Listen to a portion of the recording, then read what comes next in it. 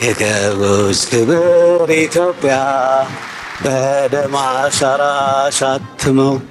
የኢትዮጵያ አየር ኃይል በአፍሪካ አህጉር ውስጥ ካሉ አንጋፋና ልምድ ካላቸው አየር ኃይሎች መካከል አንዱ ነው። ለማስከበር ለዘመናት ሲያከናውን የነበረውን ታላቅ ገድል በመሰረዝ ለይስሙላ ለማክበርም ሲሞከር ቆይቷል። የአየር የበላይነትን አሳይቷል። ኢትዮጵያን የመጎብኘት ጉጉት ከፈረንሳይ ከእንግሊዝና ከአሜሪካ ጉዞዎች ተደምረው ከሚሰጡኝ ስሜት በላይ እጅግ አጥብቆ ይስበኝ ነበር። ሚሽካባ ቢቼፍና አስፋዋሊ የመጀመሪያ ሶሎ በረራ በጅጅጋ የመንግስት ሹማምንቶችና ታላላቅ ሰዎች በተገኙበት በየተራ አደረጉ።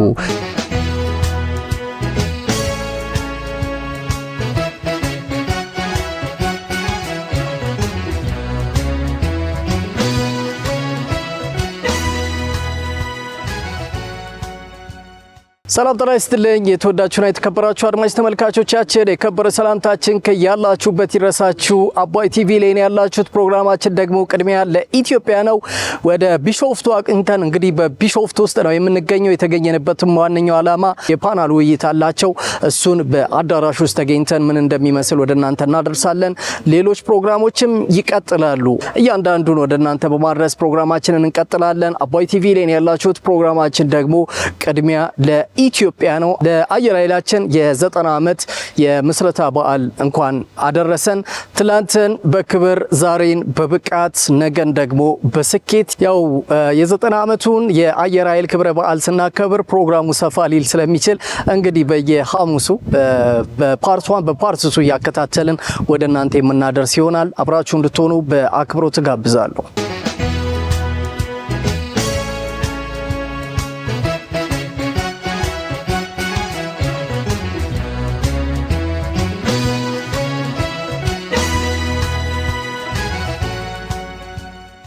የአየር ኃይል የ90 ዓመት ጉዞ ምን እንደሚመስል በተወሰነ መልኩ ልንነግራችሁ ወደድን። ኢትዮጵያ አየር ኃይል የነጻነትና የአንድነት ምልክት 90ኛው ዓመት ምስረታ ቀን አከባበር መሪ ቃል ነው። የኢትዮጵያ አየር ኃይል ከምስረታ አንስቶ አሁን የደረሰበት ከፍተኛ የእድገት ደረጃ ላይ ለመድረስ ባለፉት ጊዜያቶች በርካታ ውጣ ውረዶችን ማለፉ ይታወቃል። አየር ኃይል በታሪክ ሂደት ውስጥ አንድም ሁለት ጊዜ እንደ ተቋም የመፍረስ አደጋ አጋጥሞታል።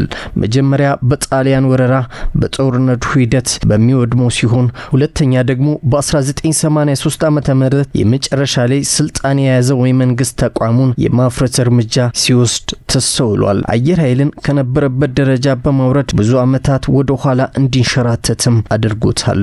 ወደ ኋላ የመንሸራተቱ ጉዳት አሻራው ዛሬም ድረስ ተቋሙን ከውድቀት ለማንሳት በሚደረገው ጥረት አሉታዊ ተጽዕኖችን አሳድሯል። ሆኖም አየር ኃይልን በሁሉም ረገድ በማዘመን ሉዓላዊነት ብቃቱን በማሳደግ የመከላከያ ሰራዊቱን ጠንካራ ክንድ የሉዓላዊነት መከታና የህዝብ ኩራት ለማድረግ ባለፉት 5 ዓመታት በተሰራው ስራ በተግባር የሚለካ ውጤት እያሳየ ነው። የተቋሙ ገናና ስም አኩሪ ታሪክ በአዲስ መልክ ዘመኑን በዋጀ መልኩ ለታላቅ ሀገር የሚመጥን ታላቅ አየር ኃይል እየተገነባም ይገኛል። ተቋሙ ከተመሰረተበት ዓላማ ውጪ የተለያዩ ፖለቲካዊ ስም እና ምክንያቶች እየተሰጡት ለማክበር ሲሞከር እንደነበርም ይታወሳል። የአየር ኃይል ምስረታ ቀን አከባበር መዛባቱ ብቻ ሳይሆን ረጅም ታሪካዊ ሉዓላዊነት ለማስከበር ለዘመናት ሲያከናውን የነበረውን ታላቅ ገድል በመሰረዝ ለይስሙላ ለማክበርም ሲሞከር ቆይቷል።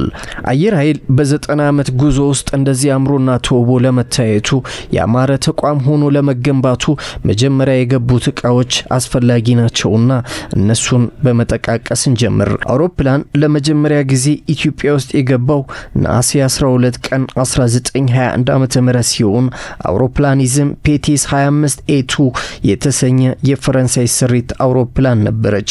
ይቺ አውሮፕላን ከጅቡቲ ተነስታ ወደ ኢትዮጵያ የገባችው በአንደኛው የዓለም ጦርነት ወቅት ነበር። በወቅቱ አውሮፕላኗ ንስር ተፈሪ የሚል ስያሜ የተሰጣ ሲሆን በወራት ልዩነት ውስጥ የጀርመን ስሪት ዙንከንስ W33C አውሮፕላን ሁለተኛ ተጨማሪ ፔቲስ 25A2 አውሮፕላኖች እንዲገቡ ተደርጎ ነበር።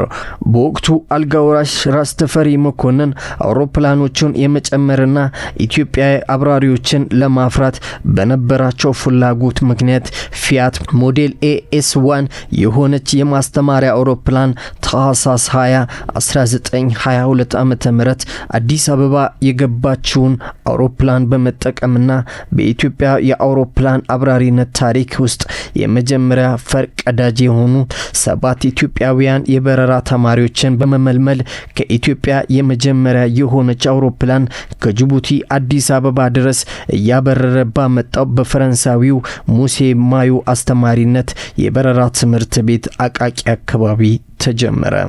ኢትዮጵያውያን የበረራ ተማሪዎቹ ከ10 ወር በኋላ ለሚደረገው የንጉሠ ነገሥት ቀን ክብረ በዓል ላይ የበረራ ስልጠና በአጭር ጊዜ ውስጥ ሰጥቶ ለማብቃት እንዲቻል ጋስቶን ቪዳል የሚባል አዲስ ፈረንሳዊ ኢንስትራክተር ወደ ኢትዮጵያ እንዲገባ ተደረገ።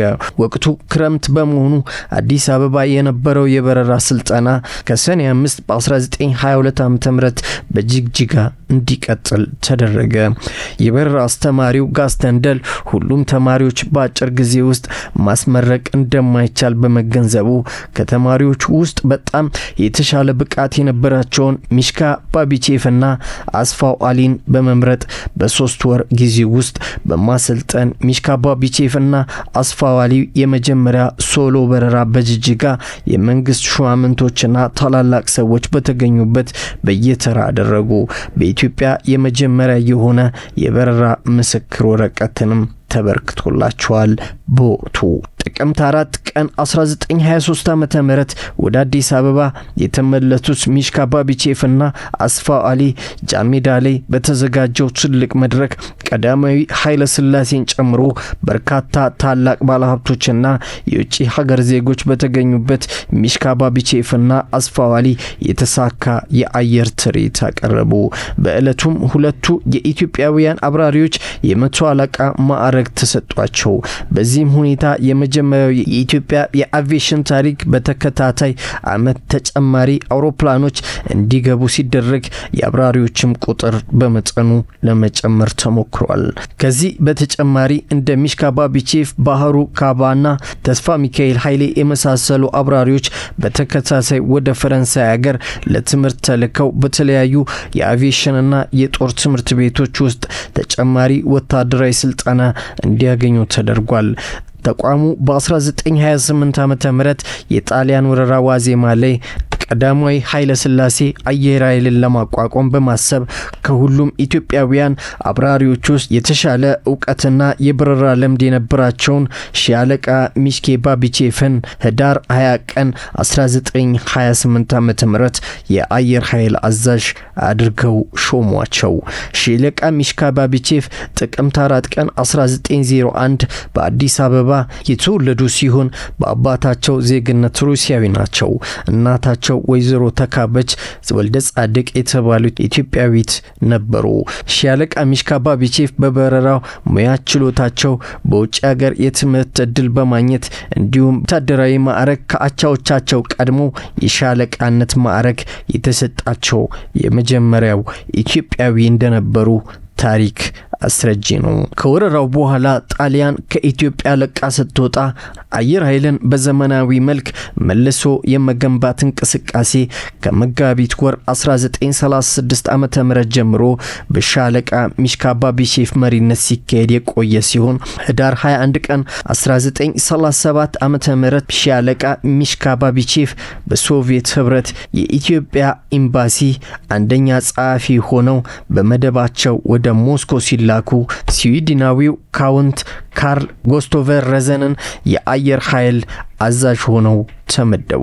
ከዚያ ጊዜ ጀምሮ እስካሁን ድረስ የኢትዮጵያ አየር ኃይል ጉዞ ውስጥ በየዘመኑ በርካታ አዛዦች እየተቀያየሩ ተቋሙን መርተዋል። የኢትዮጵያ አየር ኃይል አሁን ከደረሰበት የእድገት ደረጃ መሰረት የሆነው ከዛሬ 95 ዓመት በፊት ፒታዝ 25 ኤቱ የተሰኘ የፈረንሳይ ስሪት አውሮፕላን በኢትዮጵያ የአቪዬሽን ታሪክ ፈርቀዳጅ በመሆን ወደ ኢትዮጵያ ከገባችበት ከነሐሴ 12 ቀን 1921 ዓ.ም ጊዜ ጀምሮ ቢሆንም አየር ኃይል እንደ ተቋም ተመሰረተ ተብሎ መውሰድ የሚቻለው ህዳር 20 ቀን 1928 ዓ.ም ንጉሱ ለመጀመሪያ ጊዜ የአየር ኃይል አዛዥ ብለው ሻለቃ ሚሽካ ባቢቼፍን የመደቡበትና የተቋሙን መመስረት ያበሰሩበት ዕለት በበቂ ጥናት ተደግፎ የቀረበና በበላይ አካላትም የጸደቀ በመሆኑ ከባለፈው ዓመታት ጀምሮ 88ኛው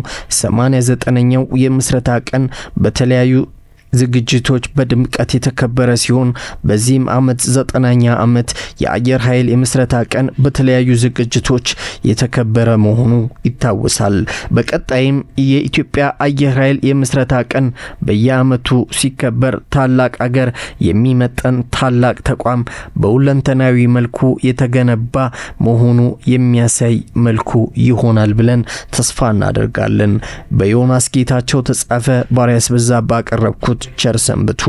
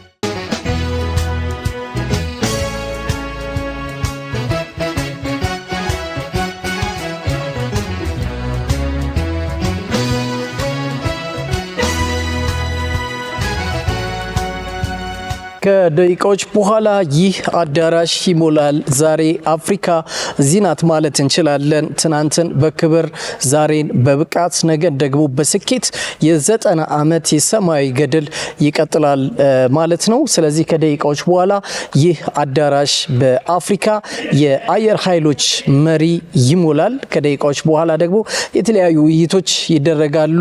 እንዲሁም ደግሞ ከየሀገሩ የመጡ የየሀገራቸው ተወካዮች የደረሱበትን የቴክኖሎጂ ልዕቀት በዚህ አዳራሽ ውስጥ ተገኝተው ይህንን ሰፊ ስክሪን በመጠቀም ለታዳሚያን የደረሱበትን የቴክኖሎጂ ልዕቀት ይጋብዛሉ ማለት ይህን ነገሮች ማድረግ ደግሞ የሚጠቅመው ያንዳንዱ ሀገር አዳዲስ ነገሮችን በፈጠረና ክሬት ባደረገ ቁጥር ገበያው ላይ ተፎካካሪ ለመሆን እንዲሁም ደግሞ አዳዲስ ፓይለት የሰው ኃይሎችን ወስዶ ለማሰልጠንና ሌሎችን ነገሮች ተቋሙን ለማስተዋወቅ ራሱን ለመሸጥ የሚጠቀምበት ትልቅ መድረክ ነው።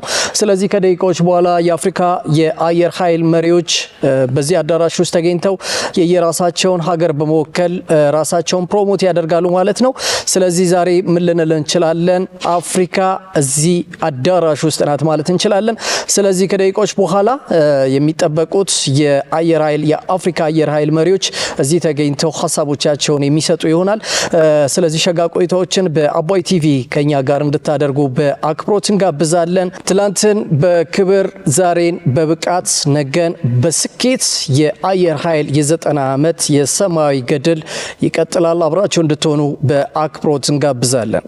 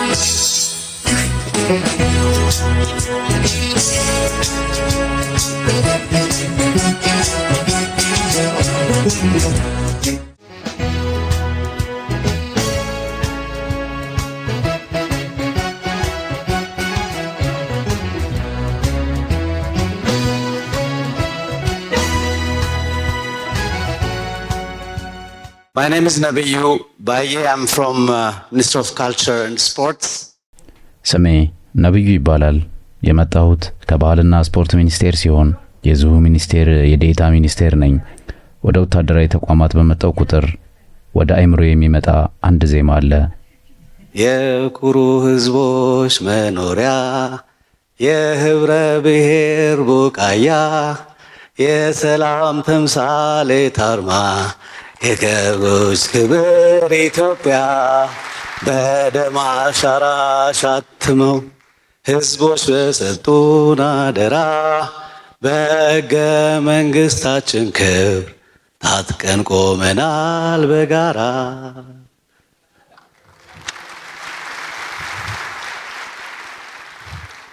በጣም ደግሞ ጀነራል ይልማ አንድ በጣም ወደውን ዜማ የአየር ኃይል መሆኑን ስለነገረኝ በ90ኛው ዓመት በጣም የሚያኮራ ዜማ ልንገራችሁ። ያው ምንድነው? ተነሳ ተራመድ ክንድህን አበርታ ለአገር ብልጽግና ለወገን መከታ። ተነሳ ተራመድ ክንድህን አበርታ ለአገር ብልጽግና ለወገን መከታ። ወንዞች ይገደቡ ይዋሉ ለልማት በከንቱ ፈሰዋል ለብዙ ሺህ ዓመታት። የእናንተ መዝሙር ነው። በጣም ነው የወደድኩት። በጣም የሚያኮራ ነው። እነዚህ ዜማዎች በዚህ ምድር ለተተኩ ለበርካታ ትውልድ ወንድና ሴት የጦር አባላት የጀግንነት ስንቅና የጽናት ምንጭ የሆኑ ናቸው። ይህም ከመላው ዓለም ለመጣችሁ እንግዶቻችን ኢትዮጵያ ውስጥ በመገኘታችሁ እንኳን ደስ አላችሁ ለማለት እወዳለሁ። ከመላው ዓለም ለመጣችሁ እንግዶቻችን ኢትዮጵያ ውስጥ ስላላችሁ እንኳን ደስ አላችሁ። ኢትዮጵያ ውስጥ እስከሆናችሁ ድረስ በ8 ዓመት ትታደሳላችሁ፣ ወጣት ትሆናላችሁ። ምክንያቱም እኛ አሁን ያለነው በ2018 ዓመተ ምህረት ላይ ነው። የራሳችን የዘመን አቆጣጠር አለን።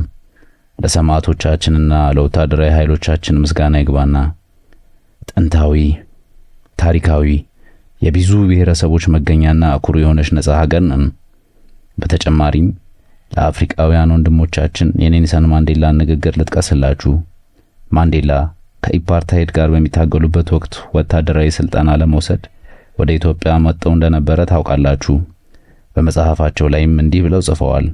ኢትዮጵያ በመናቤ ውስጥ ሁሌም ልዩ ቦታ አላት።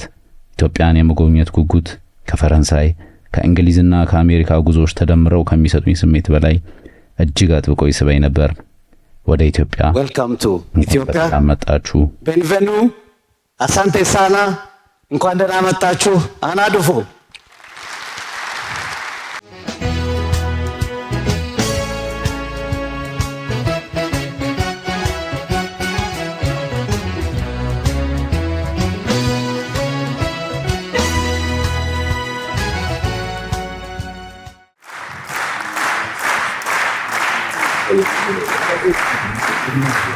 Welcome, everyone. Your Excellency Engineer Aisha Mohammed, Ministry of የኢትዮጵያ ፌዴራላዊ ዲሞክራሲያዊ ሪፐብሊክ የመከላከያ ሚኒስቴር፣ ክቡራን ጀነራሎች፣ ክቡራን ሚኒስትሮችና ከፍተኛ የመንግስት ባለስልጣናት፣ ከመላው አፍሪካና ከዓለም የመጣችሁ ክቡራን የአየር ኃይል አዛዦች፣ የጦር ኢታማዦር ሹሞችና አዛዦች፣ ክቡራን የዓለም አቀፍ ኩባንያዎች መሪዎች፣ ወዳጆች፣ የቀድሞ የሰራዊት አባላት፣ የኢትዮጵያ አየር ኃይል መኮንኖችና ተላላኪ መኮንኖች፣ ክቡራትና ክቡራን እንደምን አደራችሁ። የኢትዮጵያ አየር ኃይል የነጻነትና የአንድነት ተምሳሌት በሚል መሪ ቃል በኢትዮጵያ አየር ኃይል 9ኛው ዓመት የምስረታ በዓል አካል ሆኖ በሚካሄደው የ2026ቱ የወደፊት የአፍሪካ አየር ኃይሎች ፎረም ላይ እንኳን ደህና መጣችሁ በማለት ትልቅ ክብር ይሰማኛል። በኢትዮጵያ አየር ኃይልና በራሴ ስም የሰው ልጅ መገኛ ወደ ሆነችው ኢትዮጵያ እንኳን በሰላም መጣችሁ በማለት ሞቅ ያለ አቀባበል አደርግላችኋለሁ። ኢትዮጵያ በዓለም አቀፍ ደረጃ የሰው ልጅ መገኛና ከጥንታዊ የሰው ልጅ ስልጣኔዎች አንዷ በመሆን ትታወቃለች። የሰው ልጅ የጋራ ጉዞ መጀመሪያ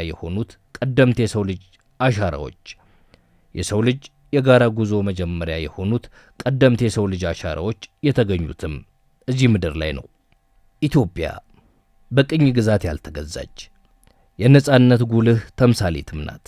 ይህች ሀገር ሉዓላዊነቷን በመስዋዕትነት በአንድነትና በጽናት ጠብቃ የኖረች፣ ለነጻነትና የራስን ዕድል በራስ የመወሰን መብት ለሚታገሉ አፍሪካውያንና በዓለም ዙሪያ ለሚገኙ ጥቁር ሕዝቦች ሁሉ የብርታት ምንጭ የሆነች ሀገር ናት። ዛሬ ኢትዮጵያ የአፍሪካ ሕብረት መቀመጫና የአህጉራችን የዲፕሎማሲ መዲና በመሆን በኩራት ታገለግላለች።